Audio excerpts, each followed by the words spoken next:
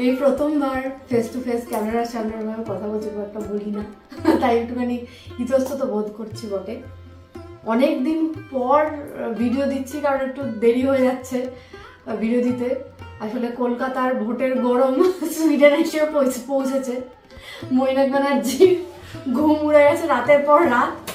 ভোটের রেজাল্টের দিন এত বেশি করে খেলা হবে, চিৎকার চেঁচামেচি হয়েছে যে মিভানও খুব উত্তেজিত হয়ে সকালে ঘুম থেকে উঠে বলেছে I ride taxi, I go to Vivekananda stadium. বলে রাখা ভালো, বিবেকানন্দ স্টেডিয়াম মানে রিম্পার বাড়ি, যেখানে মানে মিভানের মামার বাড়ি, আমার বাপের বাড়ি। হ্যাঁ, রোজ এখনো সে বলে যাচ্ছে যে রোজই সে মামার বাড়ি যাবে। আমি ওকে কোনোভাবে ধামা চাপা দিয়ে স্কুলে পাঠাচ্ছি। তো মিভানের কি দোষ? এত লোকে খেলা হবে বলতে সে বেচারা খেলতে চায়, খেলা থেকে বাদ যাবে কেন? তুমি তাহলে শুরু করছি। একটা মিভানকে নিয়ে কোয়েশ্চেন এসছে। সুপর্ণা বর্মন কোয়েশ্চেন করেছেন, মিভানের জন্ম কোথায় হয়েছিল? মিভানের জন্ম কলকাতাতেই, কলম্বিয়া এশিয়ান হসপিটাল সল্ট লেকে। কলম্বিয়া এশিয়াই তো, হ্যাঁ, যেটা এখন মণিপাল হসপিটাল নামে নামকরণ হয়েছে, কারণ আমি জানি না। তো সেখানে হয়েছিল মিভান। নেক্সট কোয়েশ্চেন, সোমা সিং, দিদি সুইডেন আর ইন্ডিয়ার মধ্যে সময়ের ব্যবধান কত? সামার টাইমে 3.5 ঘন্টা আর উইন্টার টাইমে 4.5 ঘন্টা। আরো একটা কোয়েশ্চেন উনি করেছেন, তোমরা ইউকেতে কতদিন ছিলে, ওখানে কিভাবে গেলে, আর ইউকে থেকে সুইডেন কেন এসেছো? এটা আমি উত্তরটা দিই। ইউকেতে আমি ছিলাম 3 বছরের কিছু বেশি সময়, 3.5 বছরের মতো, এবং সেখানে থাকি অন এন্ড অফ আমি 2016 শেষ অবধি। তারপরে আমি 2016 নাগাদ আমি দেশে ফিরে যাই এবং 17 কাটি 18 শুরুর দিকে আমি চলে আসি সুইডেনে। আগেন একটা আমেরিকান মাল্টিন্যাশনাল কোম্পানির মাধ্যমে 19 শুরুর দিকে ওরা এখানে চলে আসে। তো তারপর থেকেই ওরা এখানে আছে। আর আমি ইউকেতে আমি ছিলাম এই 10 মাসের মতো, আমি বেশি দিন ছিলাম। আচ্ছা, অহেলি প্রশ্ন করেছো, আমার একটা রিকোয়েস্ট আছে, নেক্সট টাইম কলকাতা এলে দেখা করবে? যদি তুমিও করো চন্দ্রিমাদি, অবশ্যই। আসলে আগের বার না আমাদের একটা মানে শিডিউলটা খুব গন্ডগোল হয়ে গেছিল। আসলে 3 বছর পরে দেশে গেলে যা হয়, প্রচুর পেন্ডিং কাজ ছিল, যার জন্য আমরা 150-200 জনের বেশি দেখা করতে পারিনি। কিন্তু এবার চেষ্টা করবো অবশ্যই যাতে সবার সাথে দেখা হয়ে ওঠে। রাস্তাঘাটে অনেকের সাথেই দেখা হয়েছে, কিন্তু তাদেরকে তো বাড়িতে ডাকতে পারিনি।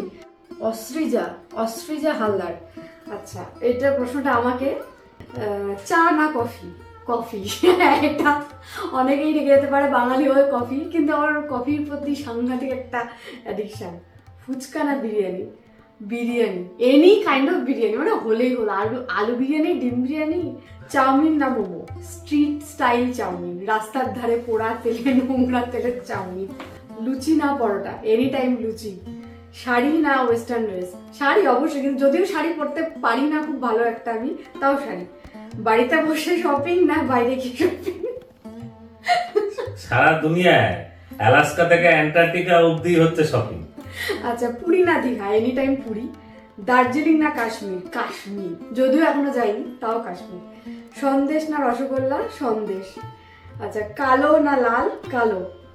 একদিনের জন্য যদি অদৃশ্য হয়ে যাও তাহলে কি করতে চাইবে? বাবা, এদের হাত থেকে রেহাই পেয়ে আমি সারা জীবনই অদৃশ্য হয়ে থাকতে চাই, আর ফিরেই আসতে চাই না। আচ্ছা, তিনটে ড্রিম প্লেস যেটা তুমি যেতে চাও। ময়নাকে এক্ষুনি বুকে হাত দিয়ে শুনে পড়বো মাটিতে, আমি জানি। একটা হচ্ছে নিউ ইয়র্ক, একটা হচ্ছে আন্টার্কটিকা, আর একটা হচ্ছে আমাদের দেশের লে লাদাখ। এই 3টে জায়গা আমার খুব ইচ্ছে। আচ্ছা, তোমার ভীষণ অপছন্দের জিনিসগুলো কি কি? আমার স্বাধীনতাতে হস্তক্ষেপ করা, এটা করতে পারবে না, ওটা করতে পারবে না, সেটা করতে পারবে না। হ্যাঁ, অবশ্যই যদি অন্যায় কিছু হয় দ্যাট ইজ ডিফারেন্ট। হ্যাঁ, ওর দিক থেকে কোনো চাপ নেই, অন্যান্য অনেক দিক থেকে চাপ আছে। আমি কিছু বলি না, তো উনি করছে নিজের মতো করে যেটা তার চায়, আমি সবসময় হ্যাঁ বলি। এই আর্ট অফ লিভিংটা আচ্ছা আমি শিখে ফেলেছি। আর একটা অপছন্দের জিনিস, মানে কিছু একটা খরচার ব্যাপার যদি হয়, আমি বলছি মানে ভান করবে, মানে শুনছেই না, শুনতে পাচ্ছে না, অফিসের হেডফোনটা কানে লাগিয়ে মানে মিটিং এর নাটক করবে যে মিটিং হচ্ছে। হ্যাঁ, কিন্তু মিটিং কিন্তু হচ্ছে না, আমি জানি। এইগুলো হচ্ছে আমার অপছন্দের। আচ্ছা, এর পরের প্রশ্নটা করেছে শিখা হেমব্রম, দিদি বলছি দাদাভাই কিসের সার্ভিস করেন? দাদাভাই অ্যান্সার দাও। আচ্ছা, আমি কাজ করি একটি ম্যানুফ্যাকচারিং কোম্পানি, অটোমোবাইলে, নাম বলবো না, ইউরোপে এবং ওটি আজকে সব থেকে বড় মার্কেট শেয়ারের ট্রাক অ্যান্ড বাস ম্যানুফ্যাকচারার। বিভিন্ন দেশে আমাদের ব্যবসা আছে, মানে মোটামুটি সারা বিশ্বে 60-70টা দেশে আমাদের প্রোডাক্টস বিক্রি হয়। আচ্ছা, নেক্সট প্রশ্ন তোমার জন্য, ঠিক আছে? মৃন্ময়ী বেরা প্রশ্ন করেছেন, মৈনাকদা এত সুন্দরী বউ পেল কোথা থেকে? সুন্দরী বউ পাওয়া খুবই সহজ, কিন্তু সুন্দরী বউ মেনটেন করা হচ্ছে প্রচন্ড খরচ সাপেক্ষ। তাই যখন খরচটা একটু উপরের দিকে উঠে যায় তখন কানে শান্তির হেডফোন চলে আসে। আছে কথা, খালি খালি বদনাম করার একটা ইন্টেনশন। আচ্ছা, নেক্সট প্রশ্ন করেছেন সীমা প্রামাণিক। এখানে ম্যাক্সিমাম কোয়েশ্চেনই মৈনাকের জন্য। সীমা প্রামাণিক, সুন্দরী তোমার কাছে জানতে চাই, আমাকে জিজ্ঞেস, তোমার স্বপ্ন কি ছিল পড়াশোনা করে, কি হওয়ার ইচ্ছা ছিল? পড়াশোনা বলতে আমার খুব ইচ্ছা ছিল হোটেল ম্যানেজমেন্ট পড়বো, হয়ে কোনো শেফ হওয়ার খুব ইচ্ছা ছিল, কিন্তু বাবাকে এসে কে বলেছিল যে হোটেল ম্যানেজমেন্ট পড়তে গেলে মেয়েকে কিন্তু বাসনও মাজতে হবে, দরকার হলে হোটেলের রান্নাঘর ক্লিনও করতে হতে পারে। এইসব শুনে বাবা নো, স্ট্রিক্টলি নো। বাট সেই ইচ্ছা আমার এখানেও আছে, এখনো আছে, কারণ সুইডেনে কোনো পড়াশোনা কোনো বয়স হয় না, তুমি যে কোনো বয়সে যে কোনো পড়াশোনা স্টার্ট করতে এখানে 40 বছর বয়সেও ডাক্তারিতে ভর্তি হয়েছে সেরকম মানুষকে আমি চিনি। আচ্ছা, মিভানের নিকনাম কি? মিভানের একটা খুব ভালো নিকনাম আছে, আমার পছন্দ, বাবা দিয়েছিল, লড়াই। কারণ মিভান জন্ম থেকে প্রচন্ড লড়াই করেছে। মৈনাকদার হবি কি? বই বই পড়া। বই পড়া, এবিপি আনন্দ, রিপাবলিক বাংলা, নিউজ পেপার, হ্যাঁ কোনো নিউজ পেপার নেই যেগুলো পড়া, আমি বলছি ওর হবিগুলো, আর খাওয়া। তারপরের প্রশ্ন হচ্ছে, তোমাদের দুজনের মিভানকে নিয়ে কি স্বপ্ন? আমার স্বপ্ন বলতে একটাই স্বপ্ন, ইন্ডিপেন্ডেন্টলি যাতে জীবনটা চালাতে পারে, অ্যাটলিস্ট ভালো মানুষ হতে পারে। এখানকার সুইডিশরা না ভীষণ এক দরদি মানুষ, ভীষণ, মানে তো আমি চাই যেন ওদের মতো দয়ালু মানুষ হয়। তো দ্যাটস ইট। এতে মানে বিশাল ইঞ্জিনিয়ার হবে, ডাক্তার হবে, আই নেভার থিঙ্ক।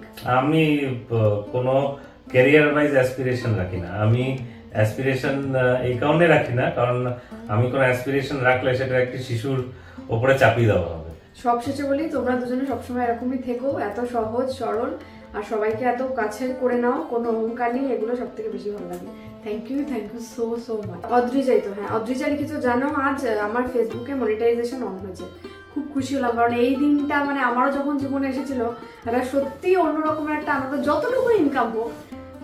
তাই কংগ্রাচুলেশন, আর এগিয়ে যাও এটাই কামনা করি। সবাই এগিয়ে যাই, আমরা সবাইকে এগোতে সাহায্য করি, আর এটাই কাম্য। সম্পর্কগুলো তৈরি হবে। চ্যানেল যখন ছোট ছিল তখন থেকে বিভিন্ন চ্যানেল, যেমন হিমাদ্রিদা, ক্যালকাটা টু ক্যালিফোর্নিয়া, পরবর্তী সময়ে দেবদা আর স্বাগতাদি, মাছরাঙার রূপকথা, বিদ্যুৎদা আর গারিনচাঁদির চ্যানেল বঙ্গালী নিউজ, তারপরে প্রবাসী আড্ডা ঘরের প্রিয়াঙ্কা, তাদের সাথে আমাদের মানে যোগাযোগ হয়ে যায় এবং একটা বন্ধুত্ব, পারস্পরিক সম্পর্ক, ভালো লাগা, রেসপেক্টের একটা সম্পর্ক তৈরি হয়। আর এই প্রসঙ্গে আমি একটা কথা বলতে চাই যে এই যে এত চ্যানেল উঠে আসছে, ছোট থেকে আস্তে আস্তে বড় হচ্ছে, তাদেরকে আরো একটু এগিয়ে যেতে সাহায্য করুন। এই যে এত চ্যানেলের নাম বললাম, মৈনাক বললো, এছাড়াও দেখবেন আমাদের কমেন্ট সেকশনে অনেক চ্যানেল আসে, তারা লেখে। প্লিজ আমার একটা রিকোয়েস্ট আছে, তাদের চ্যানেলগুলোকে ভিজিট করবেন, তাদেরও মানে ভিডিওটা তৈরি করার তাহলে আরো মোটিভেশন হয়। আজ থেকে 6-7 মাস আগে কল্যাণী থেকে এক ভদ্রমহিলা আমাদেরকে কমেন্ট করেছিল। কিছু মানুষের সত্যি আজকে সবার সাথেই তো মানে হিউম্যান স্টোরি গুলো খুব রিলেটেড থাকে। মায়ের রান্নাঘর বলে একটি ছোট্ট চ্যানেল ওই দিদিটা চালাতো। ওনার চ্যানেলটা করা কিছু আর্থিক কারণে, মায়ের রান্নাঘর, আমি দেখেছিলাম চ্যানেলটা, এবং তারপর উনি বন্ধ করে দেন। ওনার সংসারটা যদি একটু আর্থিক স্বাচ্ছন্দ্য আসে, ওই আশাতেই উনি নিজের চ্যানেলটা খুলেছিলেন। তাই আজকের দিনে দাঁড়িয়ে বং ইন সুইডেন 1 লক্ষ সাবস্ক্রাইবার পার হয়েছে বটে, কিন্তু এই দিনটা তো যেন ওই ছোট ছোট ফ্যামিলি গুলোকে আমরা না ভুলি। বেবি লাভার প্রোফাইলটার নাম। তোমরা কেন ডেইলি ব্লগ করো না? তোমাদের ব্লগ খুব ভালো লাগে, প্লিজ ডেইলি ব্লগ করো। মানে এটা ভীষণই ডিফিকাল্ট হয়ে পড়ে, কারণ মিভানকে একটা প্রচুর সময় মানে আমি সময় দিই, মিভানকে টাইম দেওয়ার পর যতটুকু সময় থাকে সেই সময়টা ব্লগ করি, কারণ মানে বাচ্চা নেগলেক্ট করে ব্লগ করব সেটা এটা- কখনোই আমি চাই না। চলে এসেছি বিকেল বিকেল দিদিভাইয়ের নেশা থেকে। আমারও তো চা কফির নেশা নেই, দিদিভাইয়ের বেশ চা কফির কিন্তু নেশা আছে। আচ্ছা, নেক্সট প্রশ্ন করেছে যুবা বর্মন, ঝগড়া হলে কে কাকে মানায়? অলওয়েজ অলওয়েজ ওই মানায়।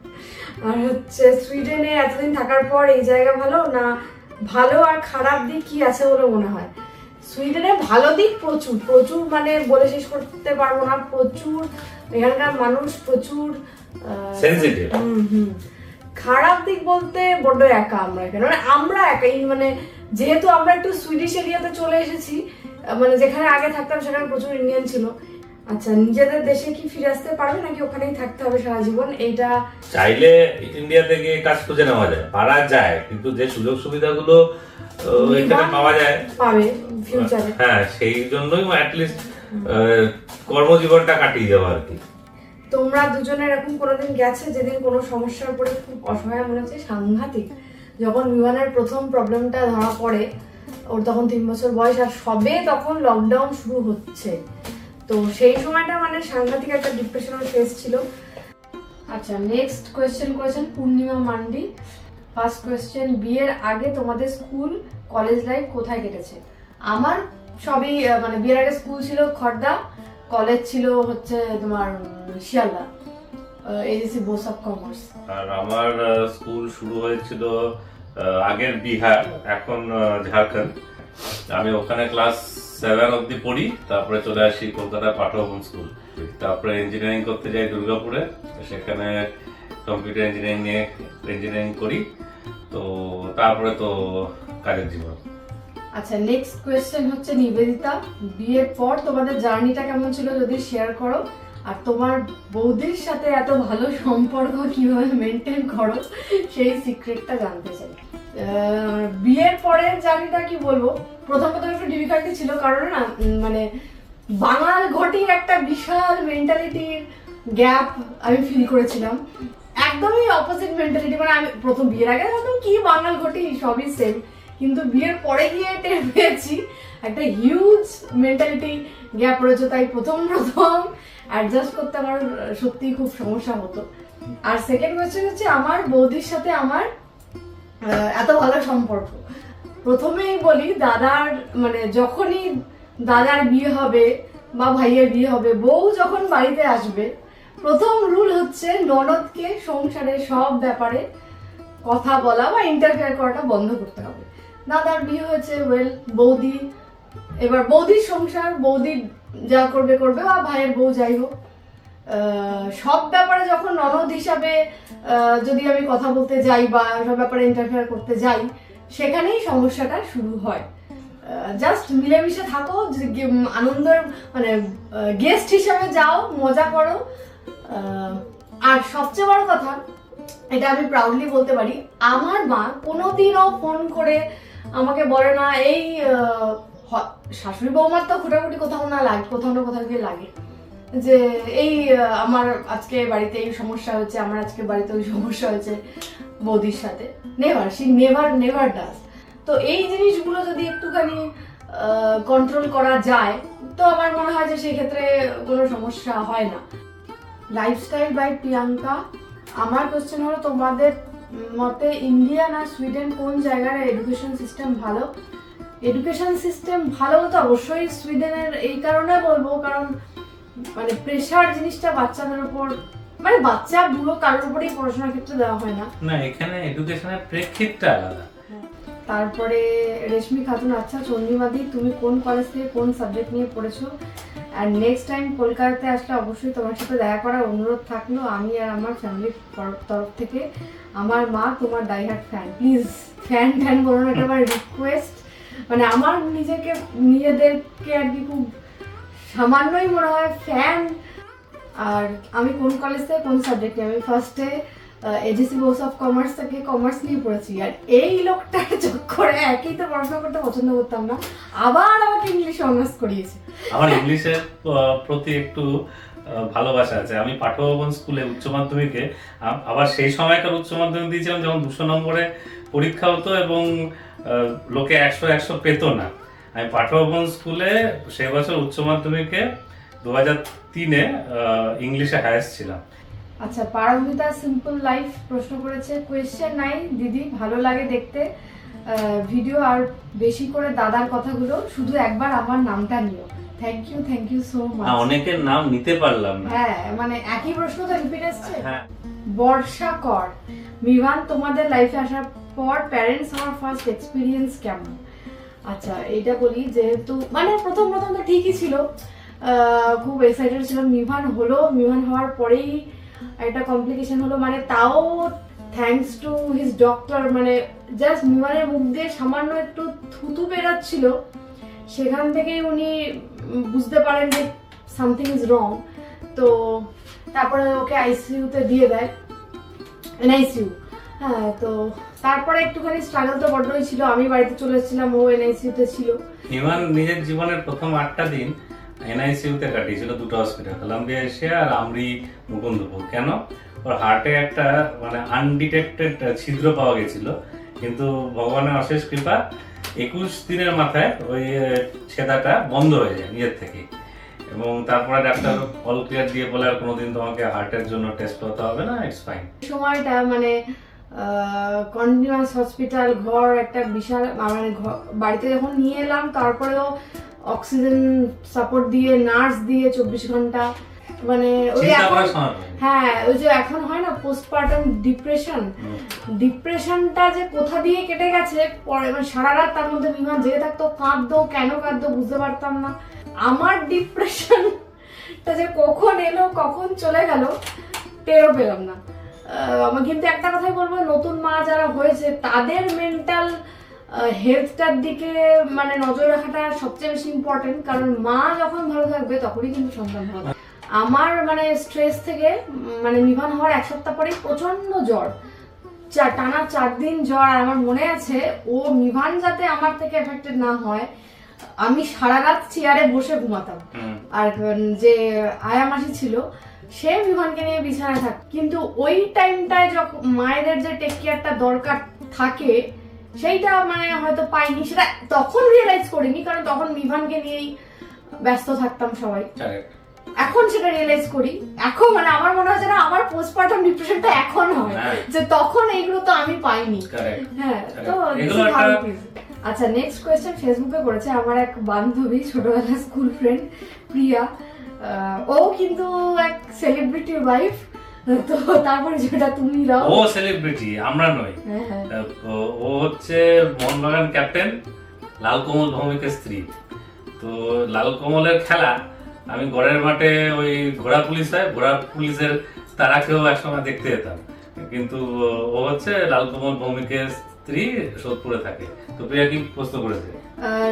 প্রিয়া বলছে শুধু আমাদের রাস্তার নামে বদনাম গুলো করে গেল কেন? জবাব চাই, জবাব দাও। এইবারের জন্য দাদার কাছে ভীষণ সরি, আমরা যেতে পারিনি, সত্যি লাল ভীষণ লজ্জিত। লাল, ওই সত্যি কথা বলছি, ওই লজ্জিত হলে চলবে না। 1 ঘন্টা সময় নিয়ে তোমাকে বুঝিয়েছি সুইডেনে কি করে আসতে হয় ঘুরতে, তার রিপ্লেসমেন্ট হিসেবে এখানে আসতে হবে। এখন শোভনা দাশগুপ্ত ফেসবুকে কোশ্চেন বলেছে, question is what are your hobbies? Chanchu, আমার হবিজ বলতে রান্না করা, মানুষজনকে রান্না করে খাওয়ানো, আর আমার রান্না খেয়ে যখন তারা হ্যাপি হয় সেটা আমার আরো বেশি প্রাপ্য। না, আরেকটা হবিজ বলনি, চন্দ্রিমা অসাধারণ গ্লাস পেন্টিং করতে পারে। ও পেন্টিং ঘুষে গেছে। মানে আমি যদি একটা ধরো এরকম একটা গ্লাস মানে কাঁচ এর প্লেট ওকে দিয়ে দিই, ও অদ্ভুত সব ছবি আঁকে। ওর কিন্তু এটা একটা ন্যাক আছে, এবং এই ন্যাকটা এসে ওর পারিবারিক সূত্রে, ওর বাবা ওর দাদু সবাই। আমার দাদা আমাকে বসিয়ে সামনে পেন্টিং করতো। তো যাই হোক, অনেক ভারী ভারী টপিক হয়ে গেল, এবার আসল টপিকে আসি। যেই প্রশ্নটা অ্যাটলিস্ট 100 জন করেছেন, আর তার আগে আমি ক্ষমা প্রার্থী, অনেকের কমেন্ট পড়তে পারলাম না, কারণ এত কমেন্ট হারিয়ে গেছে, আমি সব স্ক্রিনশট নিতে পারিনি আলাদা আলাদা করে। আমি যাদের উত্তর হচ্ছে না আমি সবাইকে উত্তর দেবো, কমেন্ট সেকশনে উত্তর দেব। মানে 90% লোকজন যেটা আমাদের প্রশ্ন করেছে হচ্ছে আমাদের বিয়ের স্টোরি। আমার তখন সবে 22 বছর, মানে 21 পেরিয়েছি। এবার বাড়িতে বলছে দূর, তোর পড়াশোনা করার ইচ্ছা নেই, বিয়ে করে নে। আমার বলেছিলাম আমি হয় হোটেল ম্যানেজমেন্ট পড়বো না তো পড়বোই না। তো মা বলছে দেখ সম্বন্ধ দেখ, সম্বন্ধ দেখলেই যে বিয়ে করতে হবে এরকম তো কোনো ব্যাপার নেই, এই কথাটাই হচ্ছে ট্র্যাপ। এইটা বলা মানেই এই ট্র্যাপে কেউ পা দেবে না, সম্বন্ধ দেখ মানে বিয়ে হয়ে গেল ধরেই না।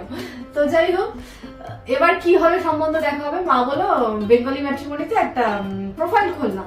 তখন বাড়িতে ইন্টারনেটে যে ল্যাপটপও না, মানে বড় বড় স্ক্রিনওয়ালা কম্পিউটার ছিল, তো ইন্টারনেট ছিল, তো ম্যাট্রিমনিতে প্রোফাইল খুললাম। মানে পুরো খেলার ছিল, আমার সেই ম্যাচুরিটিটাই আসেনি তখন যে আমি বিয়ে করব, সংসার, মানে একটা মজার ছলে ফেসবুক যেমন করি সেরকম করে ফেললাম। এবার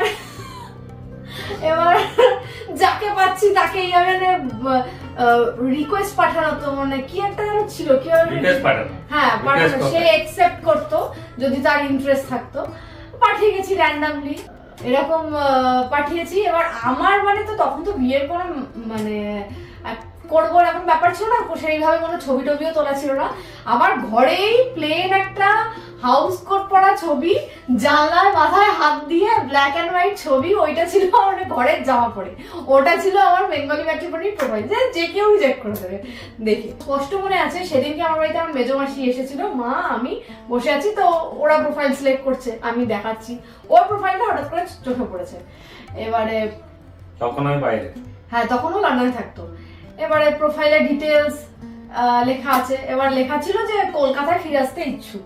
তো সেইটা দেখে আমরা মানে এত দূরে মেয়েকে বিয়ে দিয়ে দেবে তখন তো এরকম ছিল না, তো কলকাতায় ফিরে আসতে ইচ্ছুক আর প্রোফাইলে লেখা ছিল। তো সেটা দেখে মা বলছে কলকাতায় যখন ফিরে আসতে ইচ্ছুক একটু পাঠা দেখ। এবার পাঠিয়েছি রিকোয়েস্ট, ও তখন রিজেক্ট করে দিয়েছে আমাকে, কে অ্যানসার করে আমার ওরকম একটা ছবি।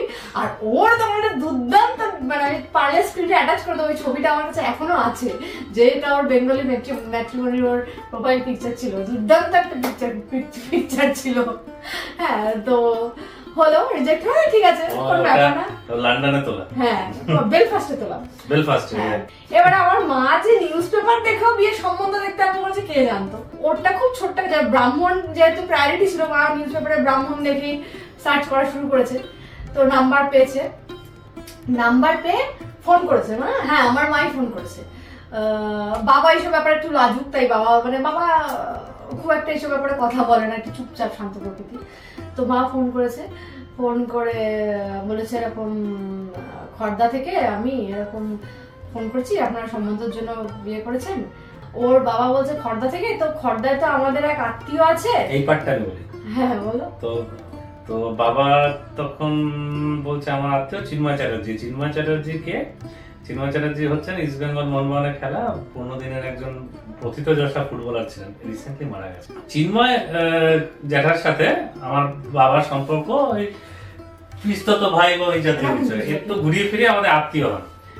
ওনার ইস্ট বেঙ্গল মোহনবাগান, তারা ছোটবেলায় ওদের বাড়িতে বহুদিন থেকেছে, মানে চিন্ময় কাকুর এক ভাই, মানে এই যে ভাইদের গ্রুপটা বাবার খুব ছোটবেলার খুব ক্লোজ ফ্রেন্ড, কারেক্ট, মানে ফ্যামিলি ফ্রেন্ড বলতে পারো। হ্যাঁ মানে আমাদের আত্মীয় আর এদের ফ্যামিলি ফ্রেন্ড, মানে বাবার ছোটবেলার বন্ধু যাকে। তো তখন তো জানা গেল এরকম, তখন তো ব্যাস। এবার জানাশোনার মধ্যে কে না করতে চায়, কারণ আমাকে তারা জন্মাতে দেখেছে ছোটবেলা থেকে, মানে বড় হয়ে সবকিছু একই পাড়ায় আমরা মানুষ হয়েছি, সব দেখেছে। এবার চিন্ময় কাকু ফোন করে বলছে আমার বাবার ডাকনাম বাবু না, চিন্ময় কাকু না, প্রথমে তোমার বাবা চিন্ময় কাকুকে ফোন করেছে। আচ্ছা হ্যাঁ, তারপরে বাবু বলেছে এখানে দিয়ে দে। আর আমি তখন ইউকেতে থাকি, আমি তখন বাবা ফোন করে বলছে যে দেখ এটা আছে, আমার বেশ পছন্দ হয়েছে। আরে তারপরে একটা টুইস্ট আছে, দাঁড়াও, টুইস্টটা জানো তুমি, সবই ভুলে যায়। এবারে হচ্ছে কি, ওর বাবা তখন মাকে ফোনে করেছে আমার ছেলের এরকম বেঙ্গলি ম্যাট্রিমনিতে প্রোফাইল আছে, আপনারা সার্চ করতে পারেন।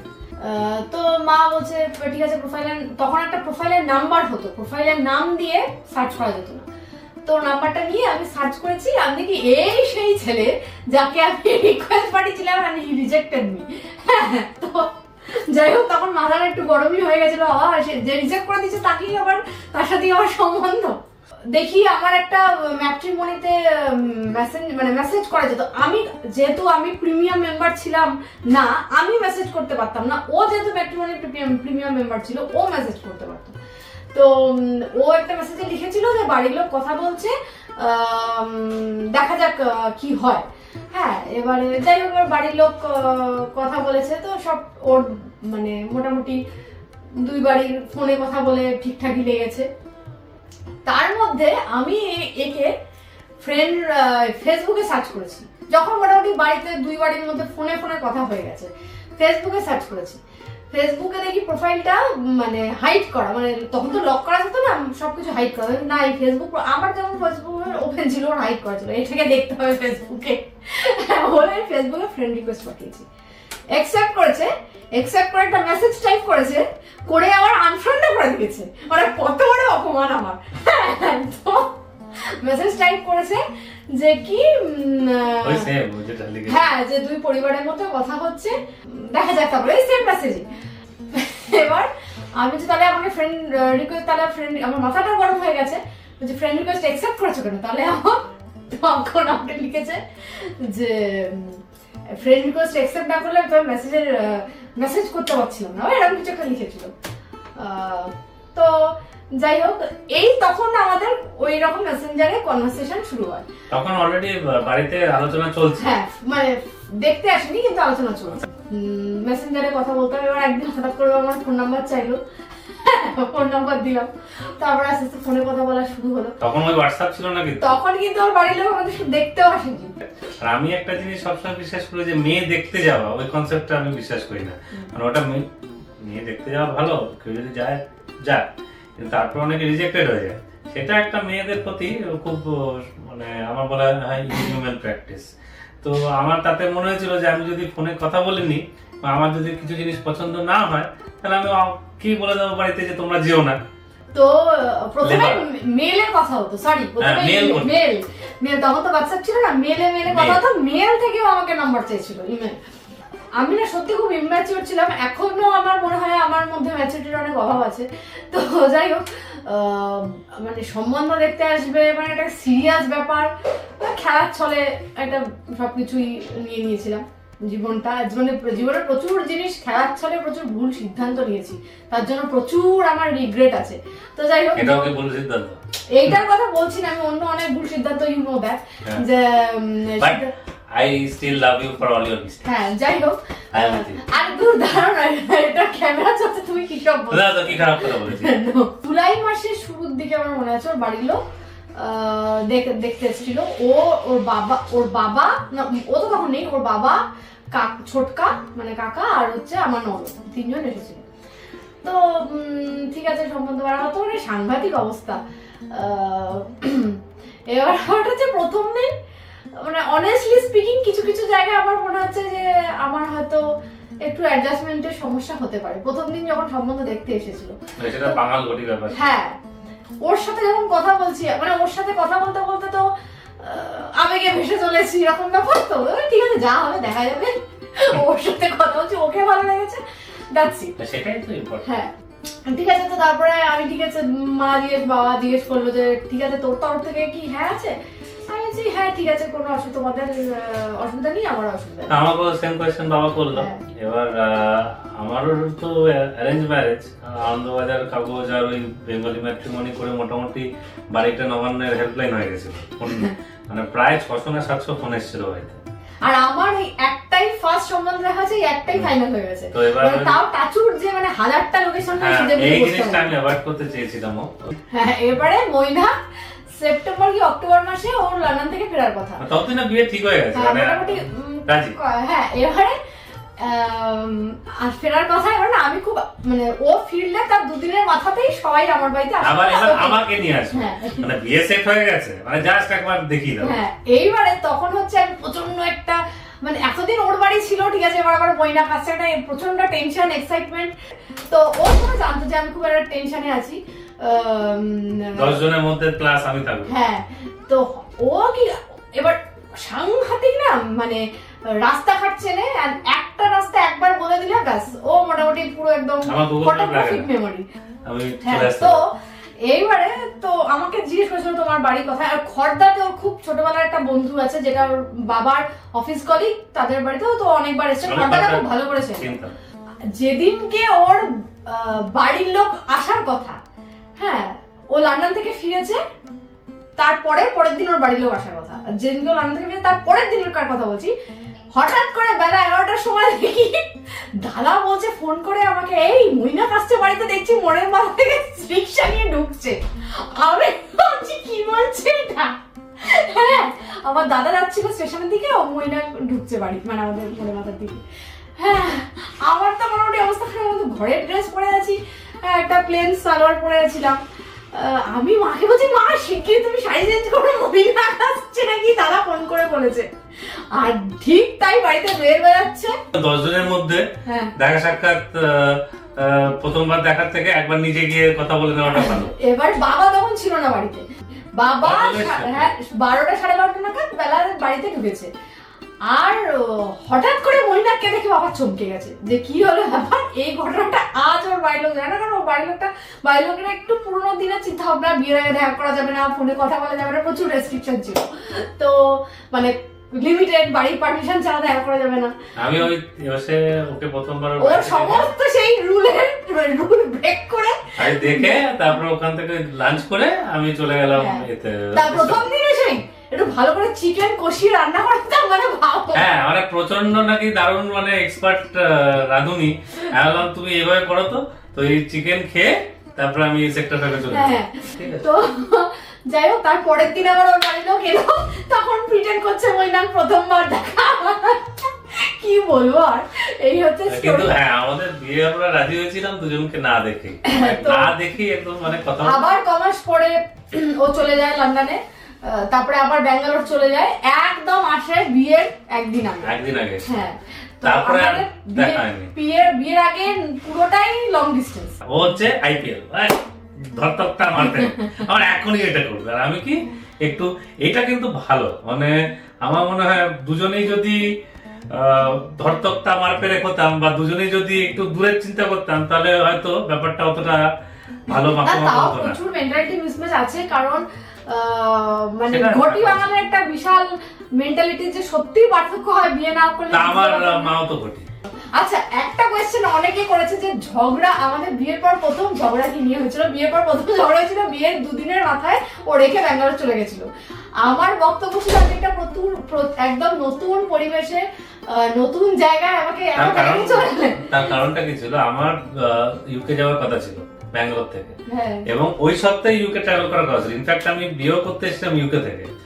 ও আচ্ছা, আর একটা প্রশ্ন করেছিলেন যেটা আমি উত্তর দিতে চাই, যে মইনাকের কি কি গুণ ভালো লাগে, আর তোমাকে বলেছে যে আমার কি কি মানে কি কি আমার গুণ ভালো লাগে। নামটা আমি এখন খুঁজে বার করতে গেলে অনেক স্ক্রিনশটের মধ্যে হারিয়ে গেছে, আমি বলে দিচ্ছি। মইনাকের সবচেয়ে বড় গুণ, দুর্দান্ত ইগনোর করতে পারে। ভালো লাগে, এটা আমার শেখা উচিত। মেয়েরা যদি জীবনে ইগনোর করতে শেখে, জীবন অনেক কিছু অ্যাচিভ করতে পারবে, কিন্তু আমি ইগনোর করতে পারি না। হ্যাঁ, মানে ভীষণ প্যালপিটেশন হয় আমার মধ্যে। 10 বছর আগে আমাকে কেউ ইনসাল্ট করেছে, আমি এখনো সেটা ভেবে মানে আমি প্যালপিটেশনে ভুগি, and I never forget, that is the main problem. হ্যাঁ, তো ও খুব ভালো ইগনোর করতে পারে। ঠিক আছে, চলো। হ্যাঁ, এবার হচ্ছে আরো একটা গুণ হচ্ছে যে প্রচুর প্রচুর নলেজ, মানে বিভৎস, মানে ওর বাড়িতে যে কত অ্যাওয়ার্ড আর কত মেডেল আছে আমি এবার গিয়ে পারলে দেখাবো। আর একটা গুণ মোস্ট ইম্পর্টেন্ট, যে কোনো সিচুয়েশনে অ্যাডজাস্ট করতে পারে, যে কোনো, মানে একটা ওকে খাঁচার মধ্যে ঢুকিয়ে দিলেও ও আরামসে মানে মানে জীবন কাটিয়ে দেবে। এই তুমি আমার গুণগুলো বলে না তো। আমি নিজেই অ্যাবস্ট্রাক্ট গুণ প্রচুর। না, গুণ মানে লোকে, মানে তোমার আমার কোনগুলো ভালো লাগে সেটা জানতে চাইছে। সবচেয়ে বড় কথা, ওর মধ্যে কোনো রাগ নেই। ওর ভালোবাসাটাও আপনি সামনে থেকে বুঝতে পারবেন, ওর রাগটাও আপনি সামনে থেকে দাঁড়িয়ে বুঝতে পারবেন। যারা কুটিল হয় না, তারা কিন্তু খুব ম্যানিপুলেট করবে, খুব রাগ হয়ে রয়েছে, কিন্তু সামনে হেসে দেখিয়ে দিত যে না খুব ভালো। ও কিন্তু কন্ট্রোল করতে পারে না ওটা, এবং that is the biggest thing. এবং অসংখ্য ধন্যবাদ এত ধৈর্য নিয়ে দেখার জন্য।